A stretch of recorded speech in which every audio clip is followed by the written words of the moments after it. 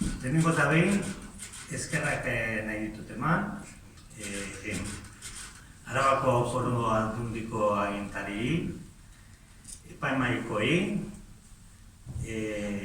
editorialekoi, eta baita hau dana posible egiten duzun guztiei. Euskara, poesia, eta oro har, literaturantzat esker honekoa dalako. Nahi dute eskerrak emon, familikoei.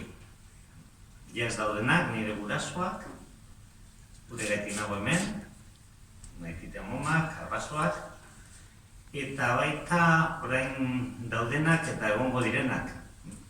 Nire bikotea Itziar, Ioritz, Inigo, Idoia eta Izadi gaztelutarrak. Eta lagun bati, asko laguntzen didalako produzio honetan da, Jon Andoni Zaiogor.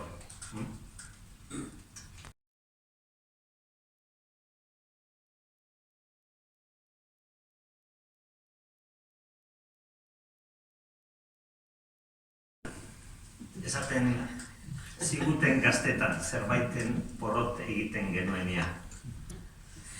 Baina kontotan izan behar dugu, hitz egin aurretik gizakiok kantatzen genuela. Idatzi aurretik marraztu egiten genuela.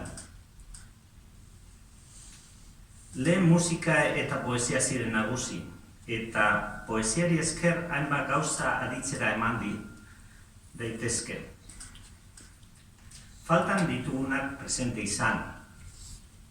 Absurdoaren azalpenak bilatu. Absurdorekin bat etorri. Errealitate berri bat sortu. Ohiko errealitatea hautsi. Zatitzen dena elkartu. Altzor eskutu bat lurpetik atera. Eztabaida bat eduki geure buruarekin. Misterio bat azeleratu. Utzi dagoen espazioa bete. Ezagutzen den mundutik urrutirago joan. Bakardadeari doluak arindu. Maitasuna adierazi. Gure buruaz ohartu. Errealitateak uzten ez digun lekura iritsi. Zer disimulatzen dugun erakutsi. Hitzen inguruko isiluneak eta emozioak isladatu. Ez ezaguna den sakonera bizitatu. Infinito oratu, azalpenik ez duena deskribatu. Errealitate desberdinak daudela erakutsi, mugarik ez dagoela sentitu. Dena ezin dela neurtu adierazi, galdera guztiek ez dutela erantzunik behar. Bizitzarik konpainia egin, bizi zen ez genuen bizitza eman, herioari aurre egin. Bizitza ez dagoela heriotzaren aurka jakinarazi. Gure sakoneko sua berriro piztu daiteke poesiari esker.